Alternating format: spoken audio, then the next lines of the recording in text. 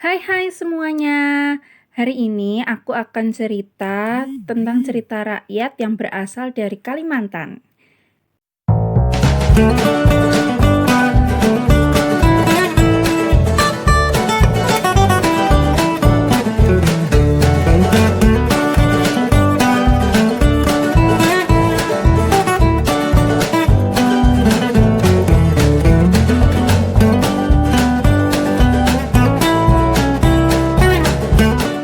Cerita rakyat Legenda Batu Menangis.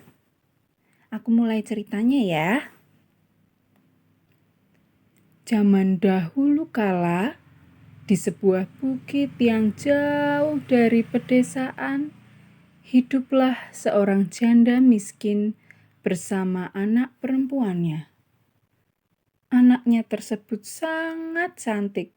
Ia selalu membanggakan kecantikan yang ia miliki. Namun, kecantikannya tidak sama dengan sifat yang ia miliki. Ia sangat pemalas, manja, dan tidak pernah membantu ibunya. Pada suatu hari, ibunya mengajak anaknya belanja ke pasar. Jarak pasar dari rumah mereka lumayan jauh. Untuk sampai ke pasar, mereka harus berjalan kaki dan membuat putrinya kelelahan. Namun anaknya berjalan di depan ibunya dan memakai baju yang sangat bagus. Semua orang yang melihatnya langsung terpesona dan mengagumi kecantikannya. Sedangkan ibunya berjalan di belakang membawa keranjang belanjaan berpakaian sangat dekil. Karena letak rumah mereka yang jauh dari masyarakat, kehidupan mereka tidak ada satupun orang yang tahu. Akhirnya mereka memasuki ke dalam desa. Semua mata tertuju kepada kecantikan putri dari janda tersebut. Banyak pemuda yang menghampirinya dan memandang wajahnya. Namun, penduduk desa pun sangat penasaran siapa perempuan tua di belakangnya itu. "Hai gadis cantik, siapakah perempuan tua yang berada di belakangmu? Apakah dia ibumu?" tanya seorang pemuda. Tentu saja bukan. Ia hanya seorang pembantu, jawabnya dengan sinis. Sepanjang perjalanan, setiap bertemu dengan penduduk desa, mereka selalu bertanya hal yang sama. Namun ia terus menjawab bahwa ibunya adalah pembantunya. Ibunya sendiri diperlakukan sebagai seorang pembantu. Pada awalnya, sang ibu masih bisa menahan diri setiap kali mendengar jawaban dari putri kandungnya sendiri.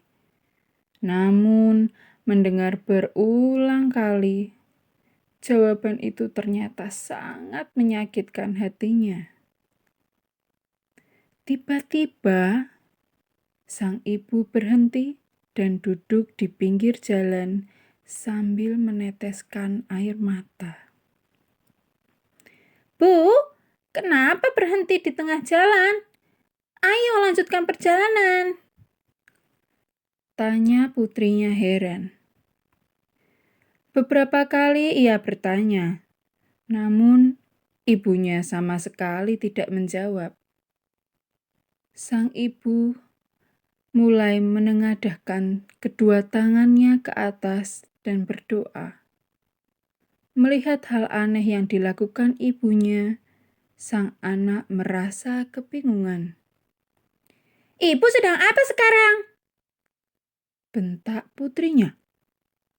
Sang ibu tetap tidak menjawab dan meneruskan doanya untuk menghukum putrinya sendiri. Ya Tuhan, ampunilah hamba yang lemah ini. Maafkan hamba yang tidak bisa mendidik putri hamba sendiri, sehingga ia menjadi anak yang durhaka. Hukumlah anak durhaka ini. Doa sang ibu. Tiba-tiba langit menjadi mendung dan gelap. Petir mulai menyambar dan hujan pun turun. Perlahan-lahan tubuhnya berubah menjadi batu. Kakinya mulai berubah menjadi batu dan sudah mencapai setengah badan. Gadis itu menangis, memohon ampun kepada ibunya. Ia sangat merasa ketakutan. Ibu, tolong aku. Apa yang terjadi dengan kakiku? Ibu, maafkan aku. Aku janji akan menjadi anak yang baik, Bu. Tolong aku. Teriak putrinya ketakutan. Gadis tersebut terus menangis dan memohon. Namun, semuanya sudah terlambat. Hukuman itu tidak dapat dihindari. Seluruh tubuhnya perlahan berubah menjadi batu. Gadis durhaka itu hanya menangis dan menangis, menyesali perbuatannya. Sebelum kepalanya menjadi batu, sang ibu masih melihat air matanya yang keluar. Semua orang yang berada di sana menyaksikan peristiwa tersebut. Seluruh tubuh gadis itu berubah menjadi batu. Sekalipun sudah menjadi batu, namun melihat kedua matanya masih menitihkan air mata seperti sedang menangis. Oleh karena itu, masyarakat tersebut menyebutnya dengan batu menangis. Batu menangis tersebut masih ada sampai sekarang. Nah, teman-teman, sekian cerita rakyat legenda batu menangis. Gimana? Bagus nggak ceritanya, teman-teman? Nah, kita bisa ambil nih pesan moralnya dari cerita ini, yaitu kita harus selalu menghormati dan menyayangi kedua orang tua kita. Karena masa depan kita, kemudian kebahagiaan kita itu tergantung dari kedua orang tua kita, tergantung dari doa kedua orang tua kita. Jadi kita itu tidak boleh menjadi anak yang durhaka. Oke teman-teman, siap menjadi anak yang baik? Oke, sekian ceritanya. Sampai ketemu di cerita selanjutnya. Bye-bye.